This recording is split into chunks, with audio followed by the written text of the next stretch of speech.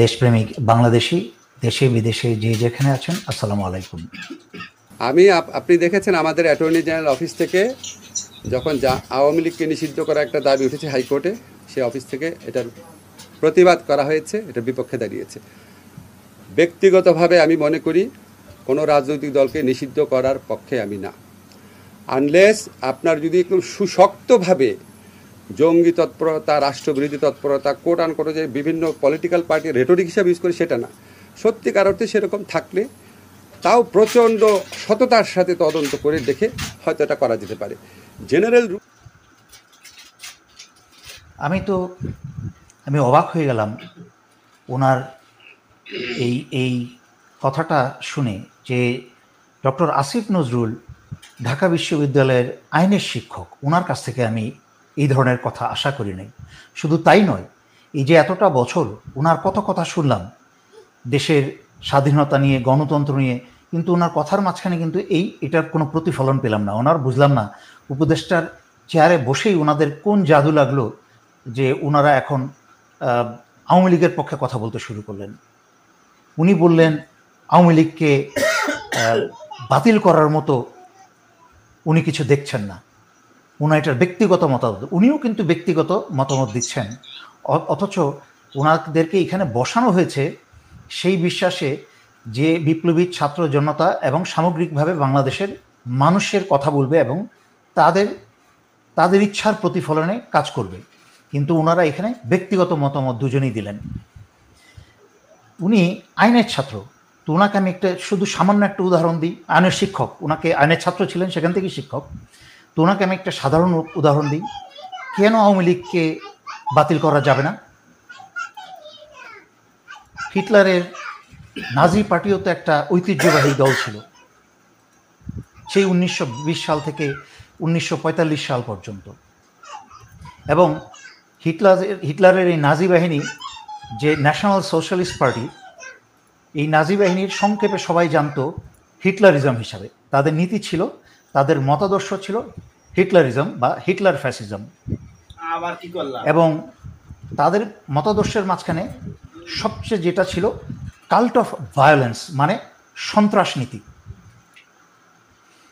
আর কি ছিল? অ্যান্টাইসেমিটিজম, মানে ইহুদি বিরোধী।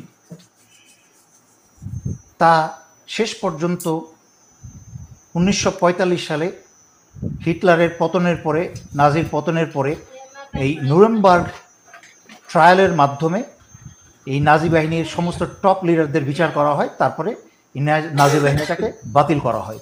শুধু তাই নয়, ইউরোপের বেশিরভাগ দেশেই কিন্তু ওই নাজির লোগোটা পর্যন্ত ব্যবহার করা নিষিদ্ধ। তাহলে একটু হিসাব করে মিলিয়ে দেখুন তো, নাজির সাথে হাসিনার এবং আওয়ামী লীগের সম্পর্কটা কি? Same thing. এই যে ডক্টর আসিফ নজরুলের কথা মতো ঐতিহ্যবাহী দল, কিসের ঐতিহ্য? সেই শেখ মুজিবের আমল থেকে ব্যাংক ডাকাতি, খুন, ধর্ষণ এবং জিআরবি জাতীয় রক্ষী বাহিনী তৈরি করে শেখ মুজিব 40 থেকে 60,000 জনগণ হত্যা করেছিল। তার মেয়ে এবং তার বংশধর যারা বাকি ছিল, বেঁচে ছিল, জাতির দুর্ভাগ্য। এই স্বৈরাচারী শেখ হাসিনা গত 15 বছরে, আমি তো তার সমস্ত কুকর্মের তালিকা দিতে গেলে ঘন্টাতেও শেষ হবে না। তাই যেহেতু অনুষ্ঠানটা ছোট রাখতে চাচ্ছি আমার কথা, তাই বড় বড় জিনিসগুলো দেখেন। সেই ভোট চুরি, প্রতিবার গায়ের জোরে দমন নিপীড়ন করে ক্ষমতায় থাকা, 2013 সালের 5ই মে 2,500 থেকে 3,000 হেফাজতের কর্মীদেরকে হত্যা করা, লগি বৈঠা দিয়ে হত্যা করা, 2009 সালে 57 জন সেনা অফিসারকে অত্যন্ত পরিকল্পিতভাবে স্বৈরাচারী শেখ হাসিনা হত্যা করেন, এবং ভারতকে বাংলাদেশের সমস্ত সার্বভৌমত্ব এবং স্বাধীনতা কাগজে কলমে এবং সরজমিনে ভারতের হাতে তুলে দেয়। ভারতের বাংলাদেশের আনাচে কানাচে অবৈধ ভারতীয় সমস্ত কর্মী বাংলাদেশিদের চাকরি দখল করে নিয়ে বাংলাদেশ থেকে $100 বিলিয়ন এত বছর প্রতি বছরে নিয়ে গেছে। এবং সর্বশেষে 1,500 ছাত্র ছাত্রী শিশু জনতা হত্যা করেছে, গণহত্যা। 40,000-এর মতো আহত, 20,000-এর মতো অন্ধ ডক্টর আসিফ নজরুলের এখনও আইনি শিক্ষাতেও ওনার চোখে পড়ে না যে এরপরে ওনার আরও কারণ লাগবে যে কেন আওয়ামী লীগকে বাতিল করতে হবে।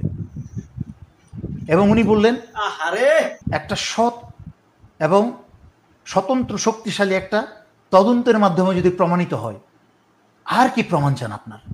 এবং আপনাকে তো বসানোই হয়েছে ওই কাজগুলো করার জন্য। আপনি কার কাছে সৎ এবং স্বতন্ত্র একটা তদন্তের জন্য? তদন্ত তো আপনিই করবেন। তাহলে কি বাতিল নিচে অন্ধকার? আপনাদেরকে বসানো হলো কি স্বৈরাচারী হাসিনার গীত গাইতে, তাদের পক্ষে কথা বলতে? তাই আমি বুঝতে পারছি না আপনাদের এই নিয়োগগুলো আসলে কারা দিয়েছে, কাদের মাধ্যমে হয়েছে। এই বিপ্লবী আপনাদের কথাবার্তায় তো বিপ্লবী ছাত্রদের নিয়োগ হতে পারে না। এটা কর্মের অপেক্ষায় আছি, দেখার অপেক্ষায়, কিন্তু কোনো কর্ম দেখছি না। আইনের মানুষ, আইনের শিক্ষক ঢাকা বিশ্ববিদ্যালয়ের ডক্টর আসিফ নজরুলকে বলছি, আপনি তো আইনের শিক্ষক, অনেক ছাত্র বানিয়েছেন। Justice delayed is justice denied. You are denying the justice by delaying it, by delaying the process.